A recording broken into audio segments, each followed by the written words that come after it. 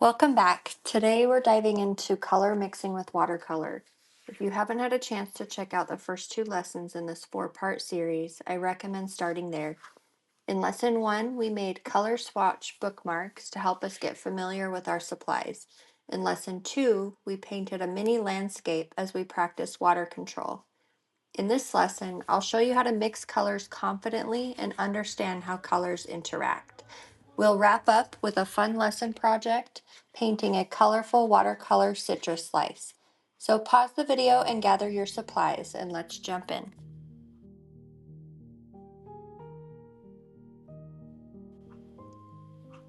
Let's start with our color wheel. If you would like to follow along and create your own color wheel, you'll find a printable outline linked below. Go ahead and pause the video while you download and print the blank color wheel. The first thing we need to do is transfer our printable color wheel onto our paper. You can do this by tracing with a light box if you have one, you can freehand draw it onto your paper, or you can watch how I use transfer paper to transfer the outline onto the paper.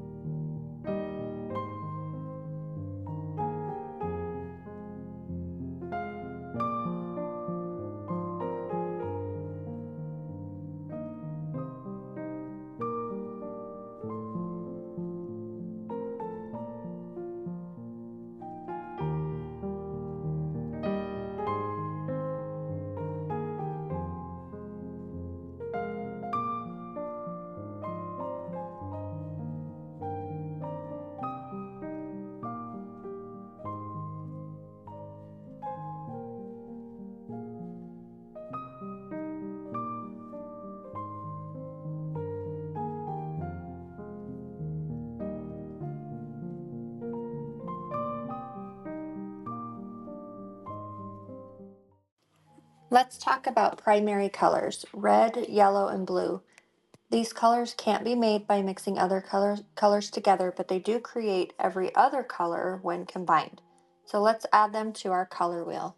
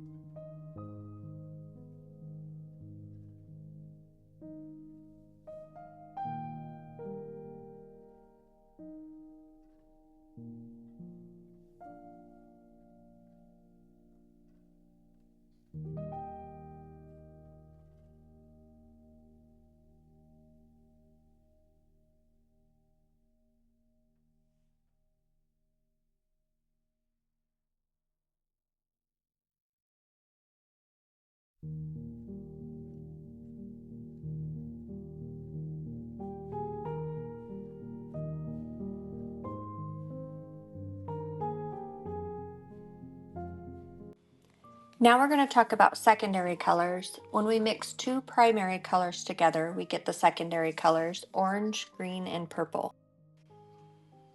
Let's try it together. Take a little yellow and mix in some blue. The green will shift depending on how much of each color you use. And then now let's add the green to our color wheel right between the yellow and blue.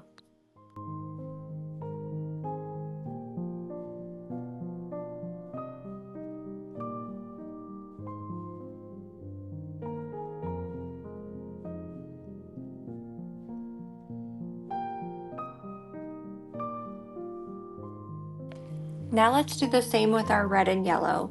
Mix a little red and a little yellow on your palette and add the orange to your color wheel.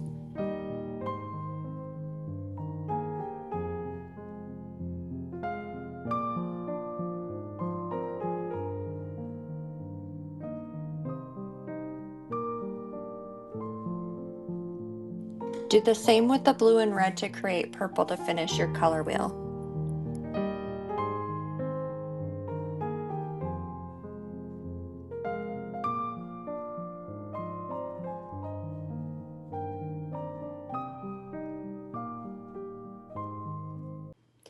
Now that we've created a full set of secondary colors, you have a chart to refer to if you ever need to. You can also purchase a pocket color wheel that gives you a little more information if you'd like. I do have that linked below. I find this helpful when I'm trying to create specific tones. Now let's talk about complementary colors. These are colors that sit opposite of each other on the color wheel: red and green, blue and orange, yellow and purple. So when you mix complementary colors, they neutralize each other, creating softer, muted tones. This is perfect for shadows, skin tones, and natural looking colors. So go ahead and try this. Mix a little blue into the orange mix. You'll notice it becomes a little bit more earthy, and then you can play with different complementary mixes and see how they change. You can try mixing them directly on your paper or mix them on the palette before applying them to the paper. So take some time to practice mixing the complementary colors. You'll see here that I started by mixing on the paper, and then the last three I mixed directly on the palette and then put the paint onto the paper. There's really no right or wrong way to do this. You'll probably use both of these techniques. It just really depends on what your desired outcome is.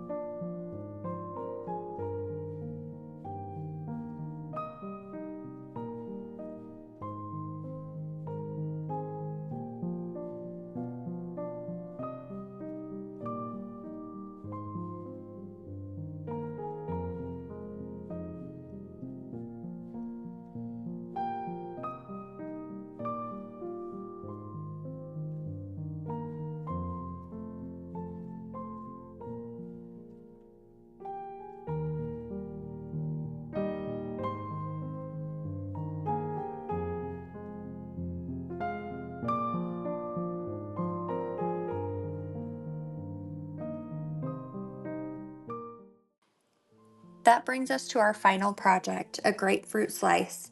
I'm using a mixture of crimson red and a medium yellow to create a reddish orange color. You can use any color you choose. All instructions for this project will be on screen as you enjoy the soft music in the background. If you have any questions at all, please feel free to post them in the comments.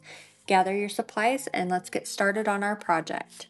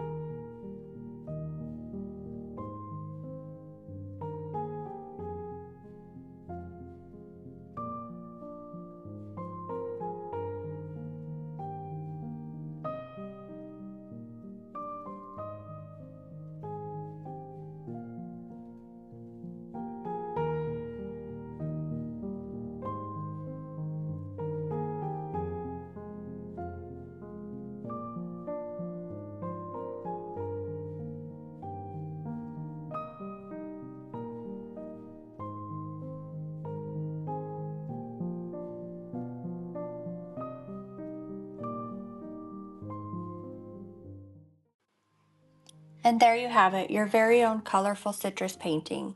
Keep experimenting with different color combinations and reuse the outline as many times as you'd like.